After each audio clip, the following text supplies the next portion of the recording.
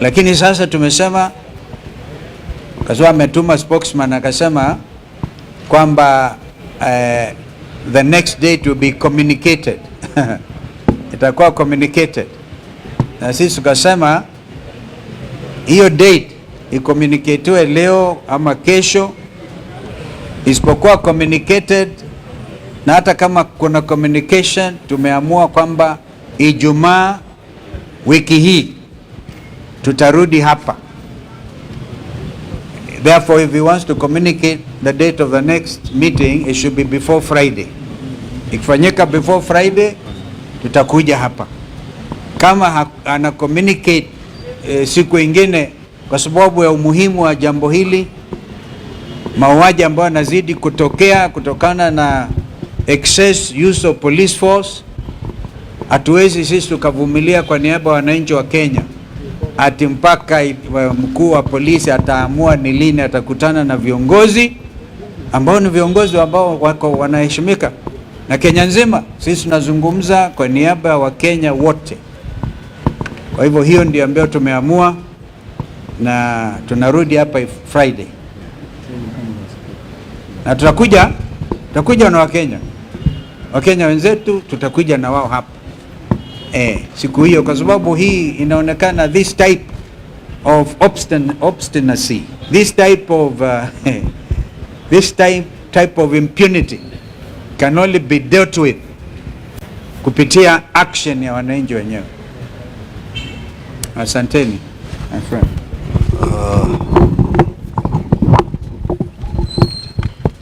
Nafikiri ndugu Kalonzo Musyoka ameongea Kiswahili sanifu sana. Niruhusu niongee kwa Kimombo, sababu the matter we are following up is a matter of human rights abuse, violation of civil liberties by the Kenya police. And as you know, matters of human rights are really international matters. So we'd like this to be picked not just from the local point of view, but also from the international level. We were here on 30th of last month, and we were 7 party leaders representing other party leaders in the one-term movement. And we engaged the IG with the 2 DIGs and the entire leadership of our police on grave matters of violation of civil liberties, where the police are getting into an unholy alliance with goons. And what we have in place is a new phenomenon that's threatening our democracy and our national security, that instead of having a government that is accountable to the people, that respects human rights, we have a goon government, where goons and government officers work hand in hand. There were instances where there were clear violation of human rights, particularly targeting His Excellency Rigathi Gachagua, the second deputy president. And we had over 22 different incidences where the police and goons had attacked him and attacked all of us who were with him in various locations across the country. And the IG undertook that by today, the 16th, when we return here, he'll have a full report on action taken and remedial measures put in place to address these serious concerns that the entire leadership of the opposition had raised. We are here today, and the IG is not here. Not even DIG Langat is here. Not even DIG Masengeli is here. They have all taken off. We believe this is because of orders from above, where they have been told not to engage us. But this is an issue of accountability, so we are not going to relent. We have said we'll be back here again on Friday, and when we come, we expect none other than IG Kanja himself to be here to address the concerns we have raised. If he does not appear, we will still keep coming here every week until we hold accountable all those officers who have perpetuated these gross violations of human rights. Of greater concern is that since we are here, the police have continued doing what they said they would not do.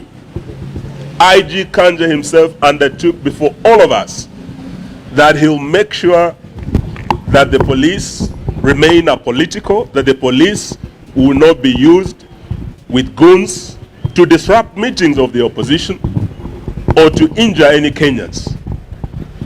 We know that soon after we left, the second deputy president, who is also the DCP party leader, went to Nyandarua.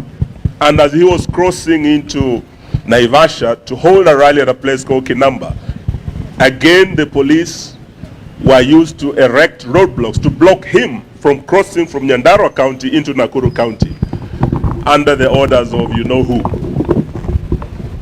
Yesterday,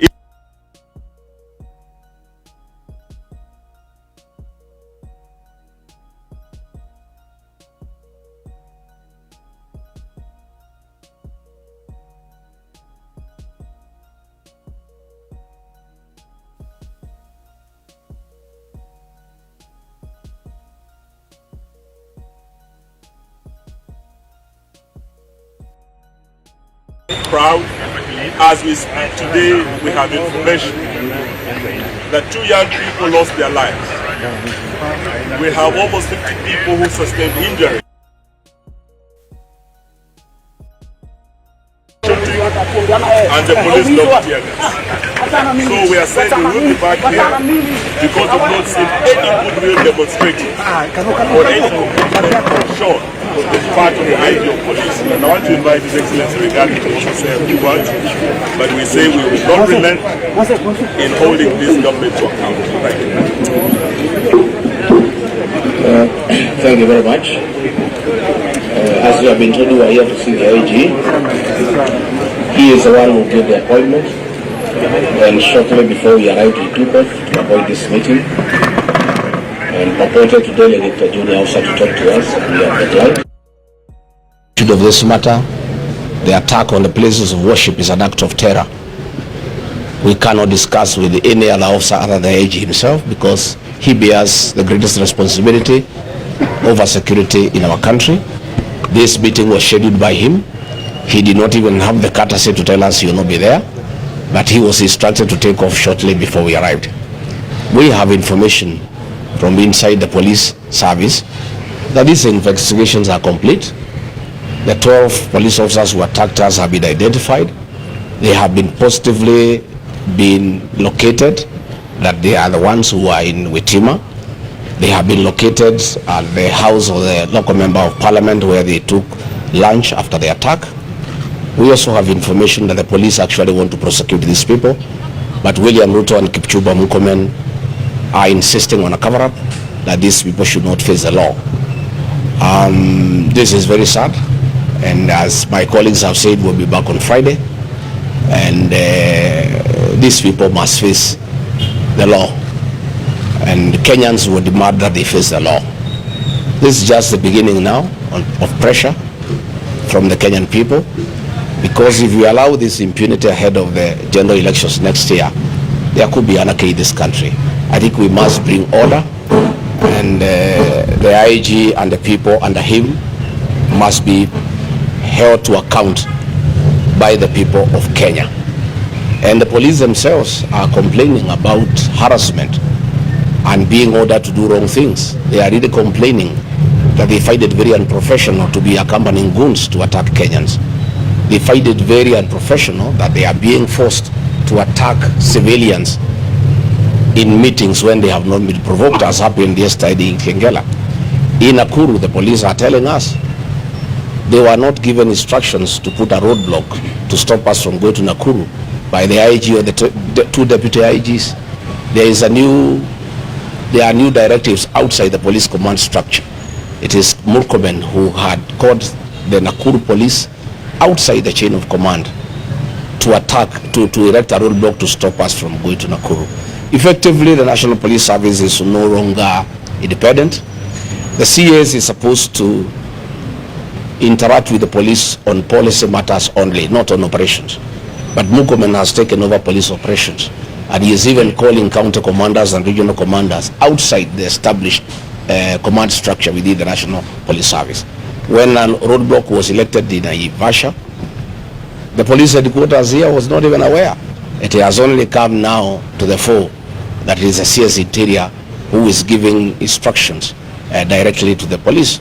And actually the police are asking that they be helped, they be protected from the excesses of Kipchumba Murkomen and PS Remodomoro, who have taken over police operations, and they are giving instructions for police to deal with the dirty political matters outside the established chain of command within the National Police Service. So IG Kanja will be back on Friday, and will come. We'll have a conversation, because you must tell the people of Kenya, if you have lost control of the National Police Service, if Kipchumba Murkomen and Remodomoro have taken over police operations, then you have no business being in office. Kipchumba had better come here in Jogoo House and sit here, and Remo can sit at the Vigilance House and run the police service from there. But otherwise, what is happening is unfortunate, but in the fullness of time, I think these matters will be addressed. The people of Kenya cannot be intimidated. The people of Kenya have a right, constitutional right, to assemble, to associate, to choose whatever political formation they want, and it cannot be the police who are charged with the responsibility of maintaining law and order are the ones that are breaking the law. It cannot be that police who are supposed to protect Kenyans from being injured by anybody are the ones who are injuring the people of Kenya. It cannot be that guns and ammunition meant to protect the people, bought by the taxpayers' money, the same guns and ammunition are being used against the people of Kenya, who are unarmed, who are civilians, and in very unprovoked circumstances. So thank you very much, Asanteni sana. Perhaps I could add, let me add one thing. You will recall that a letter was issued on behalf of all of us in the United Alternative Government by our sister Mother Karua on our behalf.